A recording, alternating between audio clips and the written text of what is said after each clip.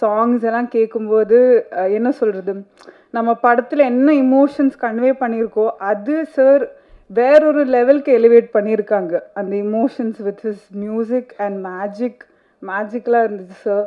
Thank you so much. So coming back to the question, நீங்கள் எப்படி அந்த ஒரு செகண்ட் படத்துலேயே ஒரு அம்மா கேரக்டர் பண்ணலாம்? ஸோ எனக்கு தெரிஞ்சு இது வந்து இங்கே இருக்கிற ஸ்டீரியோ டைப்பு தான் நான் நினைக்கிறேன். நிறைய ஆக்டர்ஸ் அண்ட் ஆக்ட்ரஸஸ் இது ஃபேஸ் பண்ணுறாங்க. ஆக்டர்ஸ் அண்ட் ஆக்ட்ரஸஸ் மட்டும் இல்லை, நம்ம சொசைட்டியில் இந்த மாதிரி வேறு மாதிரியான நிறைய ஸ்டீரியோ டைப்ஸ் இருக்குது. ஸோ இதெல்லாம் உடச்சிட்டு வேறு மாதிரி ஒன்று பண்ணணும்னு நினைக்கிற ஒரு ஆள் நான். ஸோ அதே மாதிரி சொல்லும்போது, அம்மான்னு சொல்லும்போது எல்லாருக்குமே ஒரு இமோஷன். ஸோ அப்படி வரும்போது நான்லாம் வந்து என்னோடய அம்மா மட்டும்தான் பார்த்து வளர்ந்துருக்கேன்.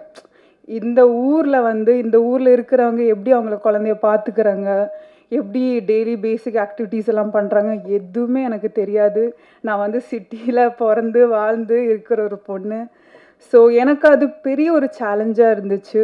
எனக்கு மதர்ஹுட்னு சொல்கிற அந்த பியூரான கான்செப்ட் வந்து இந்த வயசில் எக்ஸ்ப்ளோர் பண்ணணும்னு இருந்துச்சு ஆஸ் அன் ஆக்டர். எனக்கு அது பெரிய ஒரு வாய்ப்பு இதில். இந்த படத்தில் எனக்கு அது பண்ண பர்ஃபார்மன்ஸும் இருந்துச்சு, ஸ்கோப்பும் இருந்துச்சு. அது மட்டும் இல்லை, ஸ்டோரி ரொம்ப அழகாக இருந்துச்சு. And I wanted to be a part of this film.